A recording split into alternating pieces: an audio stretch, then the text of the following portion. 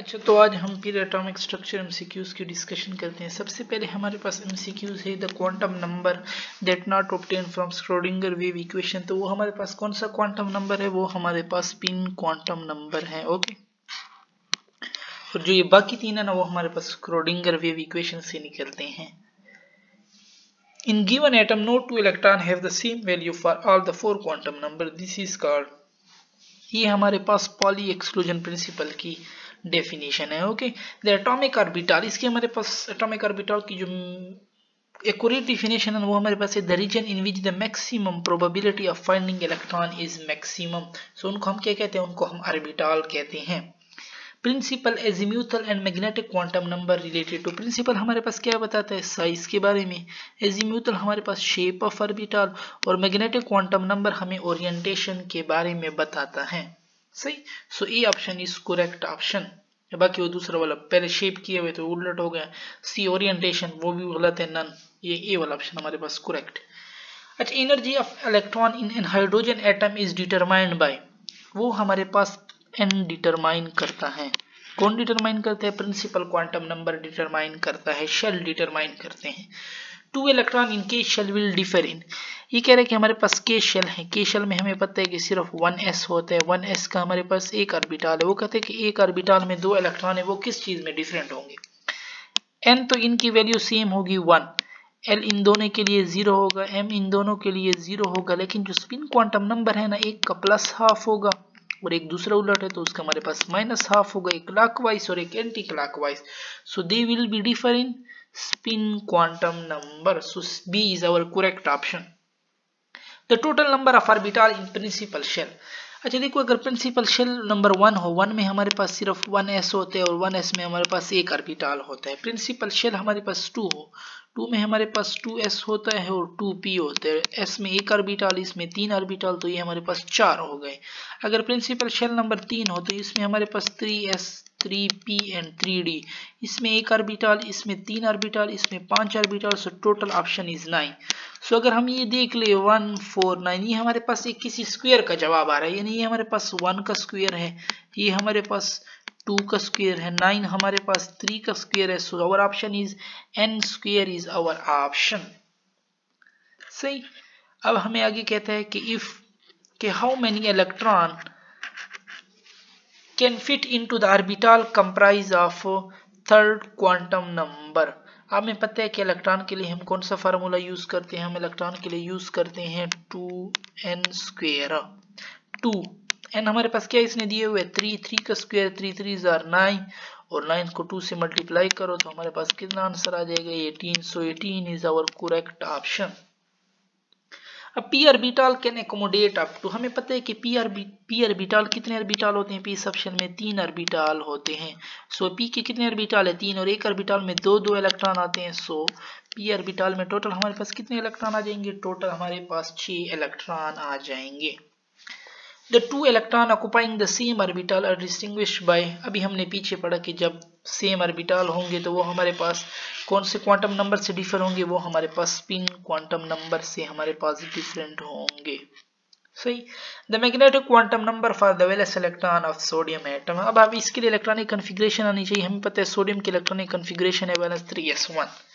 इसके लिए n हमारे पास क्या है? 3, l हमारे पास क्या होता है? s के लिए 0, m भी इसके लिए 0 होता है। इसने हमसे क्या पूछा हुआ है? Magnetic quantum number. So 0 is our correct option.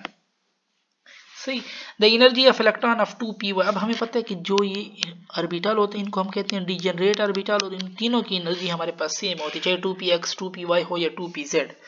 अब देखो ये कहते हैं ग्रेटर होगी, ये बात गलत, लेस होगी, ये बात गलत, इक्वल टू 2s के साथ तो इसकी सेम नहीं होती, 2s तो इससे नीचे होता है, या same has that of 2px and 2pz। So this is our correct option.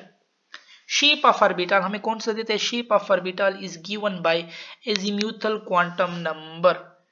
Krypton atomic number 36 and electronic configuration 4s2, so its 37 electron will be, तो इसे कहते हैं कि जो इसका 37 इलेक्ट्रॉन है वो कहाँ पे जाएगा? हमने अबव प्रिंसिपल पढ़ा। अबव प्रिंसिपल किसके बारे में बताते हैं? n प्लस l वैल्यू के बारे में।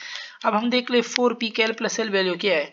4 और p के लिए होते हैं 1 5, ठीक है। तो जो या 5 इसके बराबर हो या 5 से बड़ा हो तो इलेक्ट्रॉन उसके बाद उसमें ही जाएगा, ठीक है। अब अगर हम 4f का देख लें, 4f का हमारे पास हो जाएगा 7, सो ये तो बहुत बड़ा है। 4d का अगर हम देख ले 4 + 2 ये हमारे पास हो जाएगा 6, तो ये भी बहुत बड़ा है, जा सकते हैं, लेकिन हम देख लेते हैं अगर इससे कोई कम होगा तो फिर उसमें जाएगा वो। 3p हम देख ले 3 + 1 4, ये तो फिर छोटा है, सो हमारे पास एक ही बच जाता है 5s 5 + 0, ये हमारे पास 5। देखो ना उसका भी 5 आ रहा था और इसका भी 5 आ रहा है। अब उसकी एनर्जी कम थी क्योंकि वो 4th शेल का है, और अब इसी का 5 आ रहा है, हमारे पास 5th शेल का है, तो इलेक्ट्रॉन फिर इसके बाद किस में आएगा, इलेक्ट्रॉन हमारे पास 5s में आएगा। So 5s is our correct option. अब हम आगे जाते हैं कि the angular momentum of an electron depend upon. Angular momentum के लिए जो हमारे पास फार्मूला होता है ना, square root L into L + 1 h divided by 2 pi orbital angular momentum. So ये हमारे पास किस पे डिपेंड कर रहा है, L क्या है हमारे पास, एजीम्यूथल क्वांटम नंबर। सही। In Bohr radius for 4 orbit, हमें पता है कि radius directly proportional to n square, n में अगर हम 4 पुट कर दे 4 हमारे पास 16r आ जाएगा। So 16r is our correct option. Which one subshell is spherical, हमें पता है जो s वाले सबशेल होते हैं ना वो हमारे पास स्फेरिकल होते हैं। 4f नहीं, 4d नहीं, 4p नहीं, 4s हमारे पास क्या होता है, स्फेरिकल इन शेप होता है। Total number of m value for n4, अभी हमने पढ़ा कि जो ऑर्बिटल हम मालूम करते हैं वो हम n का स्क्वायर लेते हैं, ठीक, n का स्क्वायर। अब इसने 4 दिए हुए, सो 4 का स्क्वायर हमारे पास 16, so 16 is our correct option.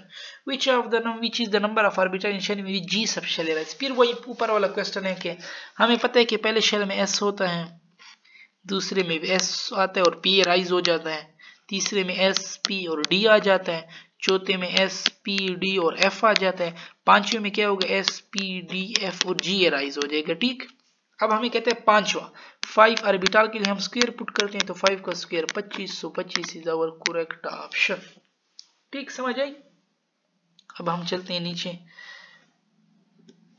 कि which one of the following orbital has shape of बेबी बूतर। ये हमारे पास dx स्क्वायर का जो ऑर्बिटल होता है ना, ये हमारे पास इसी शेप का होता है, इस तरह, तो इसमें हम इस तरह बीच में ये डाल देते हैं, ठीक है, ताकि ये वो p ऑर्बिटल के साथ फिर हमारे पास मैच ना हो, इसलिए हम इसके ऊपर ये जैसे हम इधर वो टाई लगाते हैं।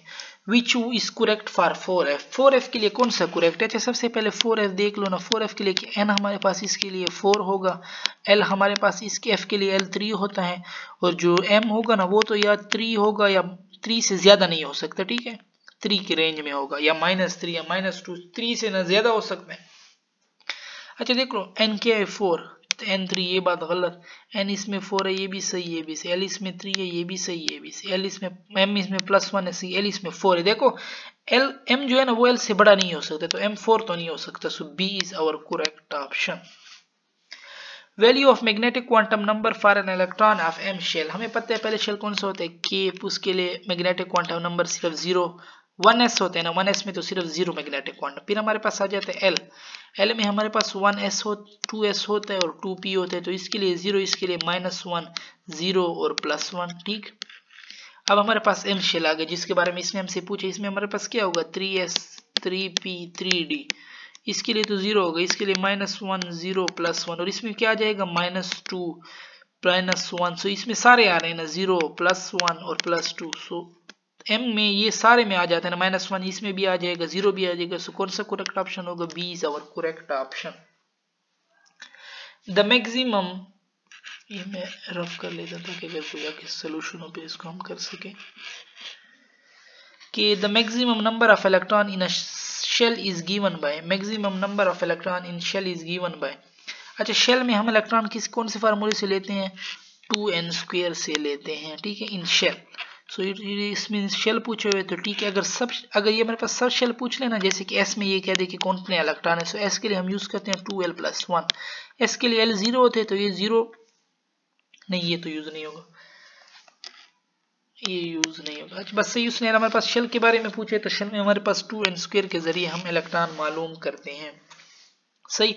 ये वाला मेरे ख्याल में यूज होता है 4l + 2 वाला, 4l + 2, अगर सब s में पूछ लेंगे हमारे पास, हम देख लेते हैं यूज होता है कि l में अगर 0 डाल देते हैं 0 0 + 2, ठीक है, s में हमारे पास 2 इलेक्ट्रॉन होते हैं। इसी तरह अगर l में हम 1 डाल दें, 4 1s are 4 + 2 P के लिए L1 होते हैं ना, तो P में हमारे पास 6 है। जी बिल्कुल, ये 4L+2 वाला जो है ना, ये हमारे पास फिर सब शेल के लिए यूज होता है। किसके लिए ये हमारे पास यूज होता है? ये हमारे पास अगर सब शेल में इलेक्ट्रॉन पूछ लेना तो वो इसके लिए यूज होता है। The electronic configuration of an atom can be defined by which of the following? तो ये जितने तीन हो जाए ना, बाउ, हन रूल, पाल, ये सारे हमारे पास इलेक्ट्रॉनिक कन्फिग्रेशन इसके हमारे बताते हैं।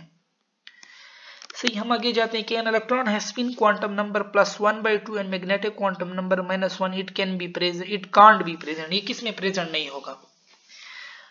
अच्छा देखो, एस इसने दिए हुए डी एस ऑर्बिटल हम पहले सबसे पहले देख लेते हैं। एस ऑर्बिटल के लिए हमारे पास जो मैग्नेटिक क्वांटम नंबर होता है वो क्या होता है? 0, 0 से बड़ा नहीं हो सकता।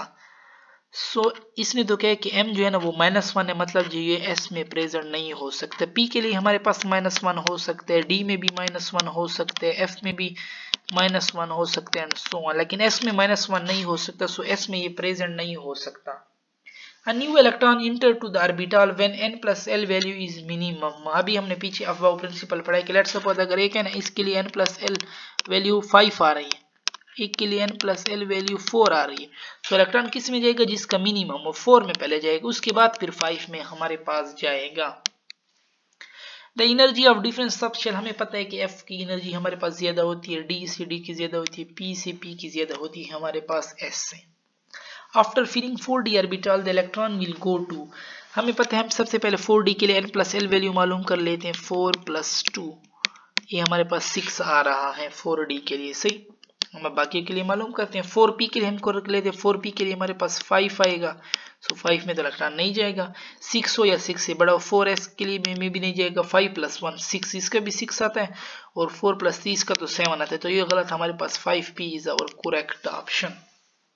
3d10 4s1 electronic configuration of, वैसे तो हम कॉपर की जो इलेक्ट्रॉनिक कन्फिग्रेशन लेते हैं ना 4s2 3d9, लेकिन जो असल में स्टेबिलिटी की वजह से इसकी कन्फिग्रेशन बनती है वो 4s1 3d10। सो ये हमारे पास किसकी इलेक्ट्रॉनिक कन्फिग्रेशन है? कॉपर की। स्कैंडियम की हमारे पास क्या है? 4s1 4s2 3d1 है, और हमारे पास टाइटेनियम की क्या है? 4s2 3d2 वो इनकी, और जो इसने पूछा हुआ है 4s1 3d10, it is the electronic configuration of copper. So बस आई थिंक खत्म, यहाँ पे हमारी डिस्कशन खत्म होती है एटॉमिक स्ट्रक्चर की। ओके, अल्लाह हाफिज।